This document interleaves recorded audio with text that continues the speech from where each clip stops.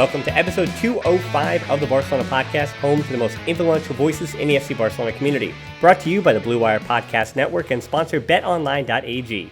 I'm Dan Hilton, and I am again joined by Francesc Tomas, Barça columnist, featured on ESPN, Barça blog, and many others. Francesc, I feel like La Liga is getting to its end. There's only 2 more matches for us to have to get through, but we're almost to the end there, and then it's all full steam ahead to the Champions League.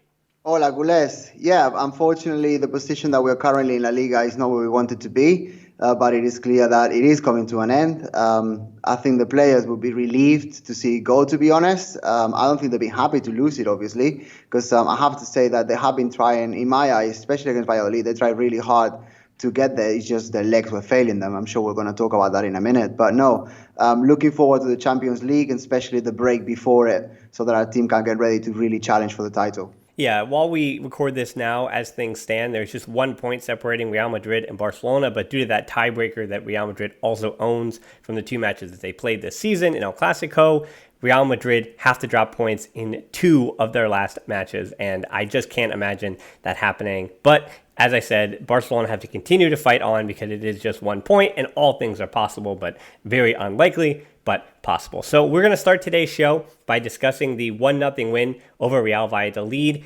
Vidal from Messi was the 1 goal. Nelson Semedo helped out there as well. And I think for this match, Francesc, it was certainly a tale of 2 halves.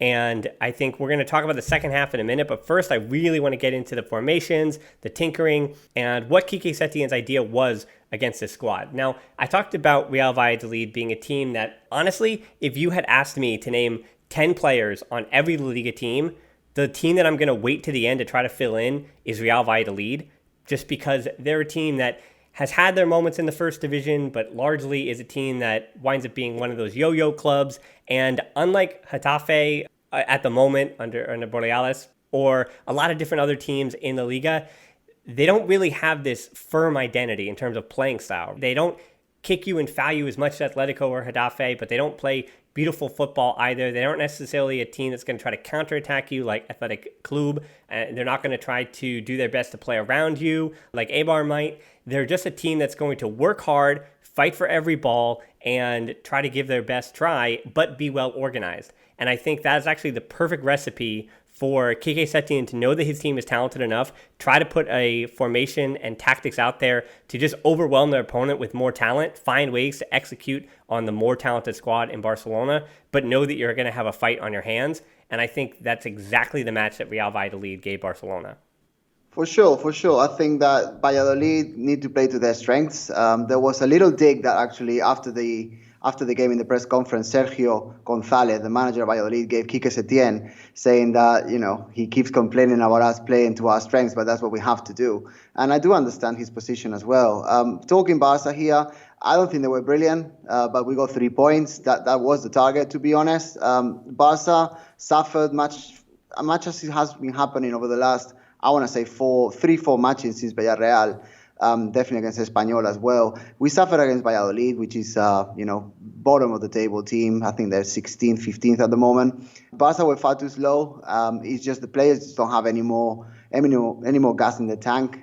They are exhausted, and they couldn't control the game as they wanted to. I know you're going to talk about this, but I really like the fact that Quique Setién experimented with the formation and gave us something new at the start. Because, I think the players and the opposing managers as well, they cannot really get used to same old like we have been doing. And I think that any variation to make things better, and as I said in the previous podcast, that can be used as a dress rehearsal to make the team more effective and ready for the challenges that come ahead in the Champions League. I think that's all positive. Well, before I go into formations and tactics and all those things, I do want to ask you, I think I've asked you this before. It's been about a year plus, though, since I did. You hear the term sofrito a lot in Spanish, as in they say that the managers always say, we had to suffer a lot to get the 3 points, we had to suffer. So what does that mean? Does that mean physical suffering? Because, just the translation from English, which usually means in English, physical suffering, but it could also mean mental suffering. It could also mean that they're just taking a lot of knocks, or that they just had to merely survive and hang on. But how would you describe when managers say, what is the best example of a definition for when managers say that we had to suffer to get 3 points? Well, I think it's a literal translation. Sufrir means suffering, and Right. it means the exact same in Spanish as it does in English. I think that Barca suffered mentally, physically, and they were agonizing by the end of the game. Luckily, we had Ter Stegen saving the 3 points once again. But no, it's a literal translation. I think that Setién and Sergio, but definitely Setién talking Barca here, has understood that Barca don't have any easy games left, to be honest. There is just not enough energy. There's not enough legs. And because of that, there isn't enough oxygen getting to players' brain to actually be creative and be spectacular. I was watching some of Real Madrid games the other day, and they're also pretty bad, to be honest. I agree. They haven't been. Yeah, I agree. Yeah, they're pretty bad. They're not doing anything amazing. They just seem to be a little bit more solid than Barca and seem to be using their players a little bit better, especially the fact that, in every game there are 3-4 changes in terms of the starting 11, and the 5 subs are used consistently, which I think is the key difference post-lockdown that has happened between Barca and Madrid. Yeah, I mean, I agree. And I would say that whether it's a Real Madrid match that you're watching or it's a Barcelona match at the moment, with the heat and the summer in July and all the physical things that are going against the players when they're playing every 3 to 4 days. We're going to get to fatigue and injuries after the ad, and I'm going to talk about tactics now, but I think certainly I agree with you that the fans and coolers as well, the Sotros Sofrimos as well, that's for everybody to have to get through it together. Mm-hmm. So let's talk some formations and tactics, and I think this boils down to the question, did Quique Setién tinker too much yesterday and against Real Valladolid? And the context I want to give is that when I saw this initial lineup, I figured that it would be Riqui Puig behind Messi and Griezmann because Luis Suarez was not in the starting lineup. So I figured it'd be Messi and Griezmann up top and then Puig in behind in front of Busquets, Vidal, and Roberto in what you've been saying rhombus, and I've just been calling it a 4-3-1-2. But I think there is a credit to Quique Setién that he continued to not only keep us guessing, but keep his opponent guessing as well. We had talked last week about Sergio Roberto's best position, midfielder or right back, and then Quique Setién comes in and says, well, actually, what if he's a center back, right? What if he just throw out the midfield right back idea and let's make him a center back with the in a 3 formation, basically making it a 3-5-2, if you will, or you could call it a 3-1-2-2-2. So regardless of what the formation is, it's 3 at the back with the wingers out wide, and then Busquets in behind, Puig and Vidal, and Messi and Griezmann up top. So the 2 certainly up top is the important note there as well.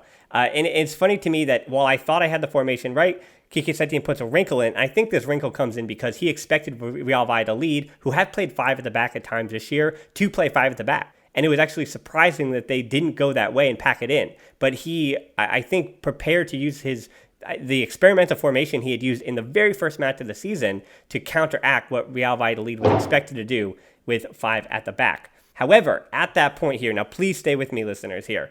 He did tinker, and he did try to work things, even though he had a limited bench and older players on that bench and older players on the field as well. So in the 57th minute, with the inclusion of Ronald Araujo and even Rakitic, Barca switched to what I would call a 4-2-3-1 with Rakitic and Busi as a double pivot, with Vidal and Roberto flanking Messi.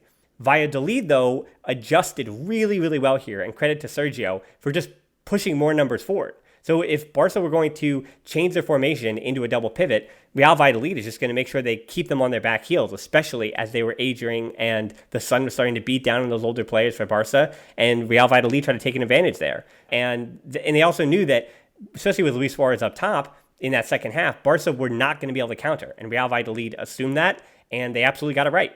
And then that experiment only lasts about 14 minutes or so when Busquets comes out in the 74th minute for Junior Firpo. So with that substitution, it became a 3-4-3 while attacking, with Somedo out on the right and Alba high on that left wing with support by Junior Firpo in behind. But then they were defending in a 3-5-2, something they had to do for so much of the match. So there's so many numbers there, but when you hear all that Francesc, and it gets confusing as the match goes on, but it felt like maybe Quique Setién, I don't know if he tinkered too much, but he made his gambles and his tinkering, and Real Valladolid had an answer every time. Yeah, well, I do see it a different way. I think that Quique Setién has realized that his team is exhausted. He was talking before the game in the press conference, saying that they've got data that shows that the players are, at peak condition. I was laughing to myself and thinking, well, whoever bought that machine should be sacked immediately. It is clear the team doesn't have a lot of petrol left in the tank. I think it was great to see Setién going back to his original idea. We can't forget that these three centre-backs, which, it's not really three centre-backs, it's two centre-backs, with Sergi Roberto dropping as a third whenever needed, especially to build, and with the two wide fullbacks. I think that's what he did in his first 2-3 matches until, I want to say, he succumbed to player power and changed it. But obviously, I'm really happy to see that he's sticking to his guns, sticking to his original idea, and especially now that La Liga, unfortunately, seems to be pretty much gone. I do like the fact that he tries to do things. I mean, this is one of the main criticisms of Setién in the last 2 months, that he just, whatever he drew on the board at the beginning of the game, he just went with it. And the 11 players that started the game pretty much finished it. And, apart from a couple of subs that he would have made, not the 5. So I think that it is a great sign of better things to come. I do like a manager with personality. I do like a manager that can react. And if he's trying to take more out of his team, rather than just running its course and play along with the downhill feeling that seems to be surrounding the team, I think that can only be a positive. And the fact that Sergio had to adapt to whatever Setién was doing and he won the tactical battle, I mean, that's not something that we have said about Setién a lot in the last month and a half. So I'm really, really pleased with that. And obviously, the result is that we won the game. It was not pretty. It was not spectacular. It just couldn't be at this moment in time. And it is really sad to see that there isn't anything else. But, we got 3 points and we just move forward now. Yeah, I think it's interesting to think, too, that by changing up your tactics in that way, there's a particular way to use these players where Junior Firpo came into that match not just because he's the backup left back, but to serve a role because he is a better, we'll say, outside left center back than Jordi Alba would be. And just because of due to rotations, he's able to move Alba further forward. And we talked about Sergio Roberto again, and I think this match once again confirms that we need to speak about him once more. Because in yesterday's match, he only did this briefly for, I noticed, about 5 minutes or so when Nelson Semedo and Sergio Roberto actually switched spots. And it was Roberto who played farther on that right wing than it was Semedo. But that only happened for about 3 or 4 sequences, and then they switched it back, which is interesting to know. I don't know if that was on purpose. I don't know if that is just in the concept of total football, which I noticed Barca were, in that, especially in that 3-5-2, we're trying to do a lot. And for me, it shows you the importance of Sergio Roberto. How many players for Barcelona, and I think this is what happens with older players as well, how many players for Barca can play in a ton of positions, in multiple positions, where we know that Rakitic and De Jong, those are 2 players that can both be an interior or a defensive midfielder. They can also supplement for Busquets.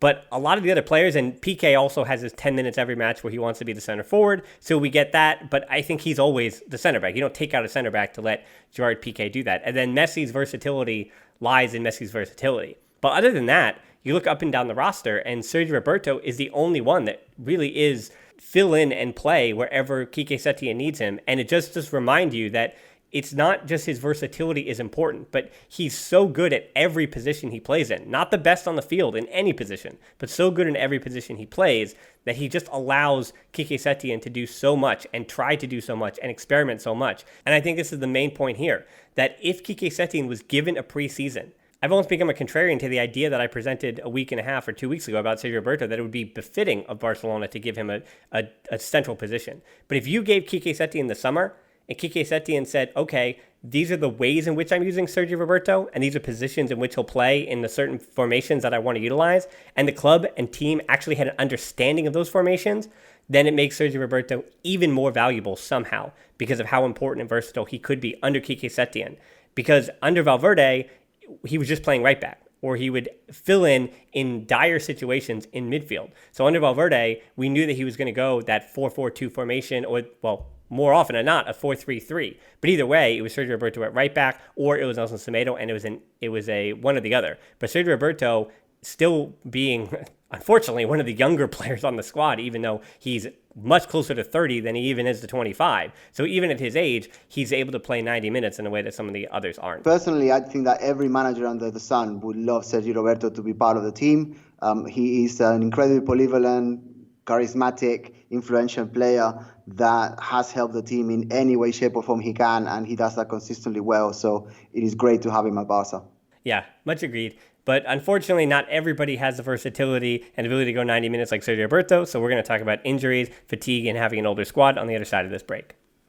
So we are giving credit to Quique Setién and his tactical ideas and formations coming into the game. Barca played really well in that first half, but then fans were treated to the second 45 minutes when Antoine Griezmann came out, Luis Suarez came in, and while we thought that it was just the miss in the 20th minute might have mentally put Antoine Griezmann in a bad place, he didn't look like himself. As I had been saying now for the last 5 shows, that even if he hasn't been getting goals, he's gotten a few, but his movement and the work that he's doing, not just defensively, because he was always going to be doing that, having come from Diego Simeone, but his ability to begin to move. And I saw a lot of bright spots against Espanyol, against Villarreal, and even against Atletico Madrid.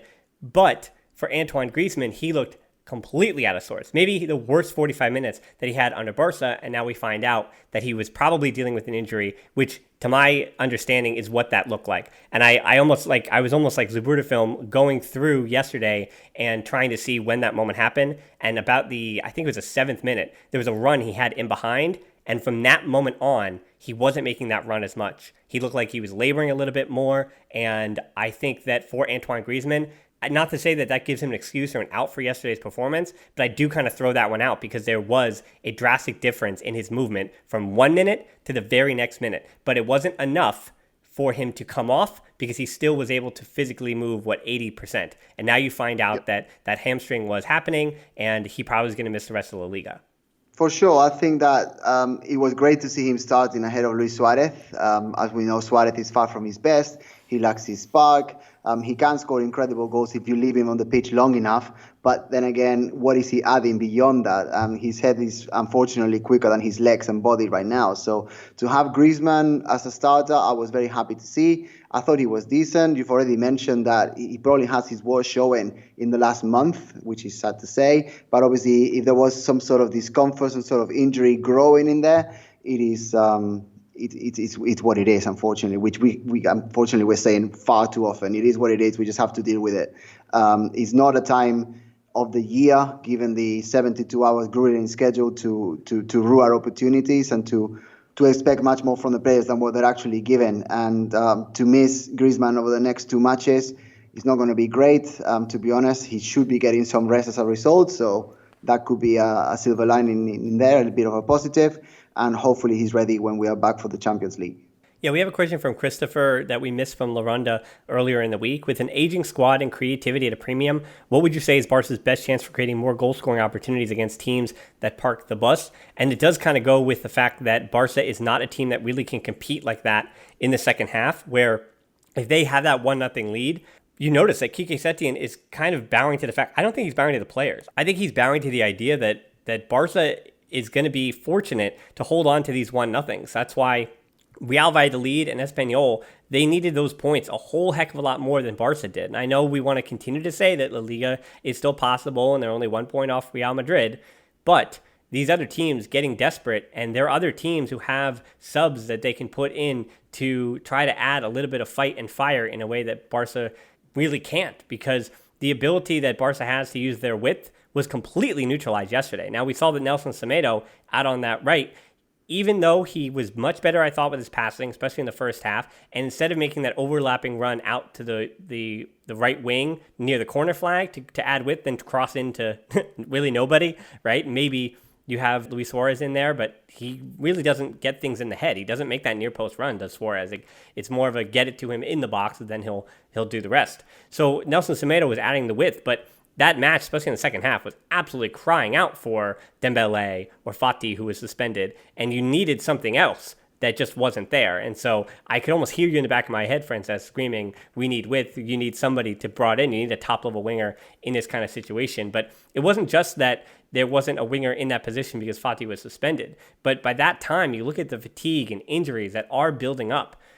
Just De Jong still, and this is a big reminder that we go through this stretch for Barcelona without Frankie De Jong, who is probably Barca's most talented midfielder. I'm not saying best, but I'm saying, or in form, I'm just saying most talented natural midfielder just because of the legs he has with his age and the ability he does have on the ball and the ground that he just is able to cover as well. We've seen Alba, Roberto, Suarez, Messi probably with the lingering injury. Dembele, he's got his own injury history. Griezmann is now out, and Umtiti is probably out through another transfer window, another transfer window as well. So This squad has been ravaged up and down with injuries, and people want to say, well, you need to clean house and get rid of the whole medical staff. But you also look at players like this who have to play this many minutes in hot Spanish heat every 72 hours. I mean, I don't need to be a doctor to tell you that it's just not working. That's just not going to work, no matter what squad you are. And it's not just Barca that are suffering from this. All squads are dealing with this. All squads that are throwing out older players have this number of injuries. It's not a matter of Barca's physios just can't handle this. It's that it's the nature of the squad that is built. Yeah, but also at the same time, every team in La Liga is playing under the same conditions and is playing under the same schedule. So I think that the squad should just be younger. And if you're not going to invest 30, 40, 50, 60 million euros on bringing an average player from another league, for example, you could just trust La Masia. That's what Barça B is there. That's what our youngsters are. That's their dream. That's why they work, pretty much from birth to be who they want to be and have the chance of playing at first team level. And you've got players like Collado, Monchu, even Morer. You've got Araujo played the other day, but he hasn't been trusted that much. These players can certainly do a job. If you look at Madrid, as I say this every week, they're doing it. They're rotating. And Barça, Setién in this case, should have been better at doing it. There's no two ways about it. It is really sad to see how the team drops in the second halves due to this alarming exhaustion. I mean, it is understandable. And as I said before, it is what it is, but it is painful to watch. If the rotation had been better, we wouldn't be in this position. The team right now is just dead, especially in the second halves. And Setién, as I said before, luckily has realized and has begun to finally found his personality and do some tweaks to make things better. But to be honest, it feels more like survival mode than anything else. And players are constantly having to be aware and adapt within the games. And I'm happy that they can do that. But I just feel that we shouldn't be in this position right now, and despite the schedule, despite the heat, despite all of that. And I want to throw a positive here as well. I'm very happy that the players really do seem like they care and really do seem like they want to go further. It's just not possible. They just can't do it. The players have won 8 of the last 11 Ligas, and I'm happy that they're not just throwing away the 12 when things have turned ugly. And I think that shows a degree of pride from the players. Obviously, I'm not saying every player needs to stay next year. I think regular listeners to the podcast know that I'm not just a cleanup of the medical stuff, which I think should be looked at as well. But the average of a champion team cannot really be 27, 28 years old with 5 players at 32, 33. It's just not possible. I mean, I may be digressing a little bit here, but just yesterday, it was 10 years since Spain won the World Cup in South Africa, and I watched the whole game, including the overtime, in full. Right? That team had just little people playing on it. Apart from Busquets and Sergio Ramos and Piqué, everyone else is tiny in terms of size. Obviously, in terms of talent, they were enormous. But they just kept going, and the physicality, the stamina, the hunger, the eagerness, the talent was just through the roof. You had the World Cup final, you got Pedrito starting. I mean, I would kill to have Pedro at 25 years old at Barca right now. He would do so much damage. But then he gets substituted by someone like Jesus Navas, who I don't think he's ever been a top caliber player, but man, was he effective. And their life depended on it. And that is just not something that at 33, as we say in Spanish, con la barriga llena, with your belly full of trophies, that's a translation. I don't think you can do that anymore. You want to do it, but it's just your body needs to be in a different position. Manchester United, Chelsea, Manchester City, arguably, obviously Liverpool, they've got so many youngsters coming through. They've got so much energy. They last the whole game. And you feel that when the 90th minute whistle comes, they could go for another half hour. I mean, that happens to Barca in the first cooling break. So I think a change is inevitable and has to happen. Well, yeah, it does go back to this idea that Barca are missing a generation. I mentioned this months and months ago about the United States men's national teams in a similar position where it feels like they really don't have any top level players from the ages of 25 to 29. And that is the peak. That is when you're hitting your athletic prime at 27, 28. And for Barca to be missing that generation, it means that you have players that are looking for experience in Fati or Puig, even De Jong, who's only been playing first team top level football for under 2 years. And he's only been in the Liga for now this time that he's been with Barcelona, and he was in the Eredivisie before that, which isn't won even a top 5 league. So I think for Barca, they're still growing and getting players to get to their point. And Dembele, I mean, you could still say that Dembele, even though he started playing professionally when he was 18 at a high level in France before he even made the move to Dortmund, but he still, with all the matches he's missed, is the equivalent of a 21-year-old in terms of first-team experience, having started at 19 or 22 years old or whatever it may be. So there's still a squad that is looking for experience, yet they just don't have anybody in the middle who's Roberto's age, who's Bartra's age, who's Thiago Alcantara's age, who's Andre Gomes's age, who's Paco Alcácer's age, who's Rafinha's age.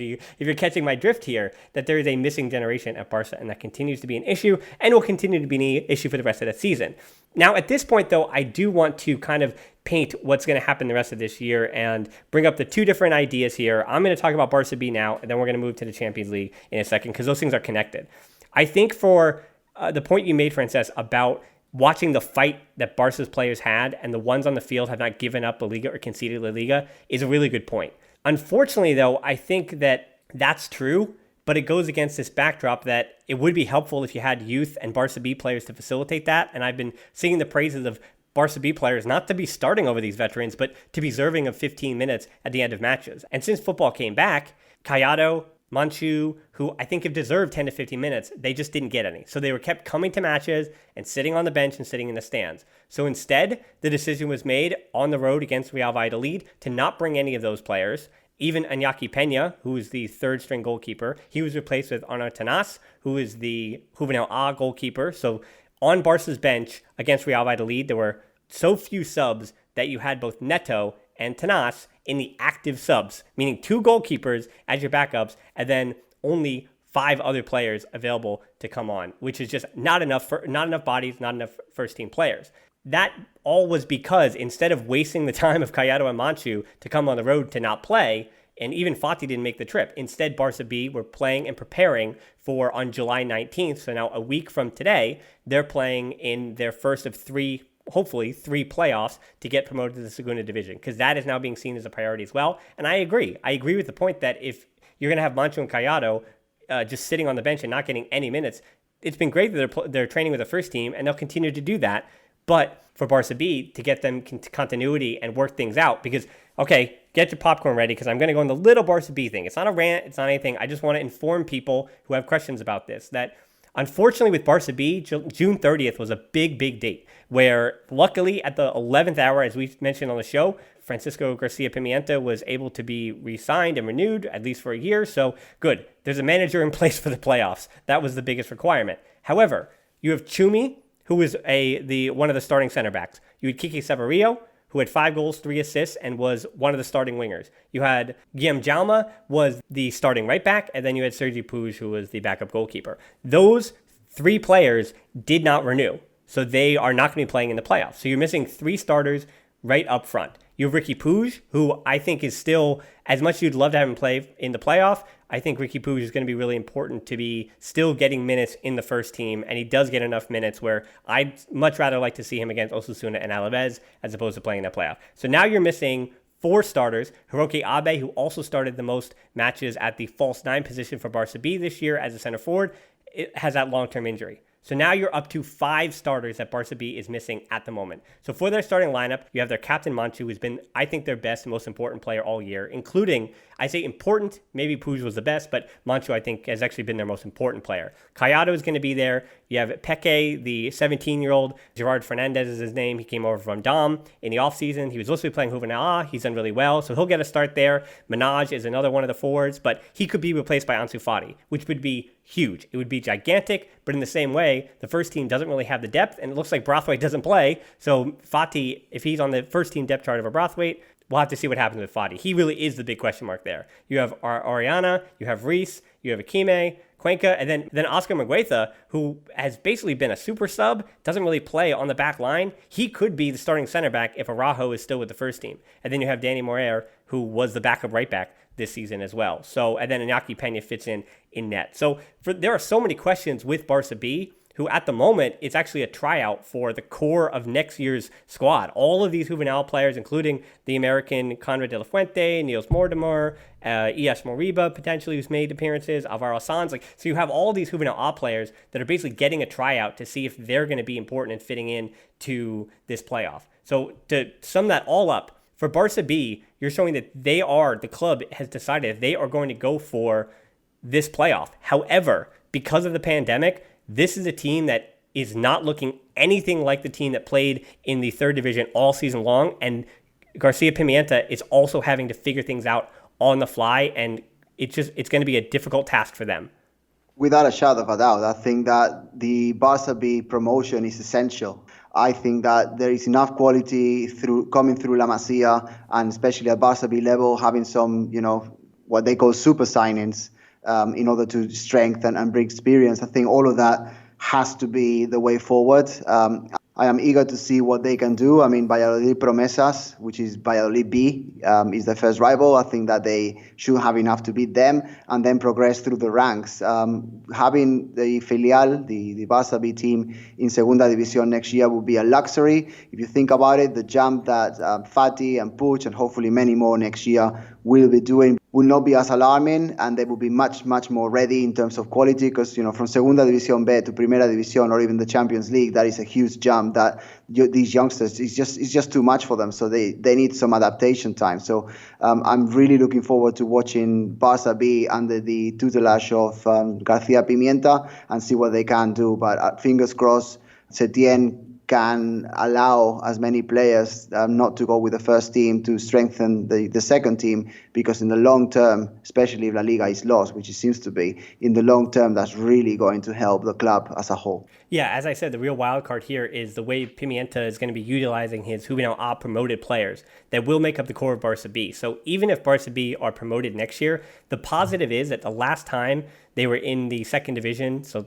2 seasons ago, they were a team that were trying to fill in, especially an ugly January transfer window where they brought in a ton of those 22 to 24-year-old players who were second or third rate players themselves, or second or third division players themselves, who just didn't really help the squad much. But no matter what, next year, unless some major overhaul is made, the majority of the players for Barça B are going to be players that have been in La Masia for a number of years, and the core of that team is going to be 17 to 19 years old in the second division if they make it. And that is something we have not seen for quite a few years now. And they are going to be in a relegation fight next year, but I think that's okay, because I think the crop that is coming through at that 17 to 19 year mark are prepared to at least start to fill in. And I think it is a promising Dan, period. I'm not sure that will be the case. I think that if Barça B get promoted, I think Bartomeu, which he has done before, he will spend some money and bring 4 or 5 more experienced players that have a good experience in Segunda División, because otherwise it could be a little bit like suicide going with 17, 18-year-olds.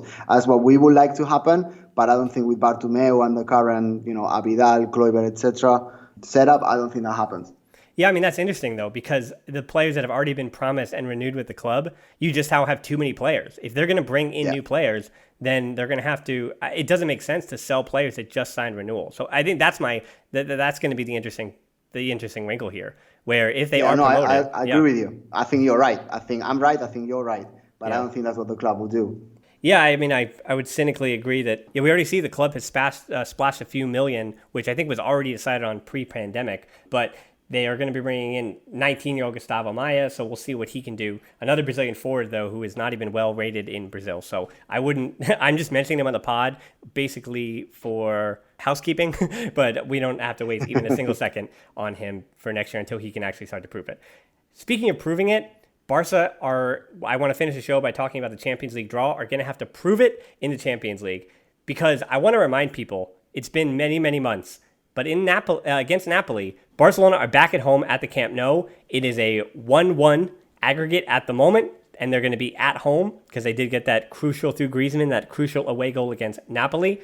But I want to remind you that Champions League match at the Camp Nou in 3 weeks' time against Napoli, they're without Sergio Busquets and Arturo Vidal. So if you want to know why Ricky Puig is getting so many minutes and you're looking around and saying, well, who's going to be playing against Napoli? It's going to have to be you have 4 midfielders to play at the Camp Nou against Napoli. I guess 5, because Frankie de Jong will be ready. So I guess Frankie de Jong replaces one of Busquets and Vidal, and now you're working with, is it going to be Sergio Roberto in the midfield?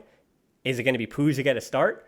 Obviously, Rakitic is going to start. So you're going to get de Jong and Rakitic with one of Roberto, Ricky Puig. Am I missing anybody? Because that's what the situation that Barca has to deal with in their midfield, where you're missing Busquets. So I would say in terms of tinkering and trying to figure things out, Napoli is going to know exactly who's playing for Barcelona under Quique Setién, because they are going to be dealing with suspensions. And then de Jong is going to be a big lift coming back, but there's a chance that Napoli, even if he's able to come back for Osasuna, which I still don't know, we're not aware if he's going to be able to come back midweek. So best case scenario, he's played 2 matches and then had a 2-week break before playing against Napoli at this point now, because they're not going to win the Liga, Barca's most important match of the season. It's not a good position to be in. We're going to try to be optimistic. Fati will be ready for that. I don't expect him to play in the playoff on the 19th, but even if he does, he'll be back for the Champions League.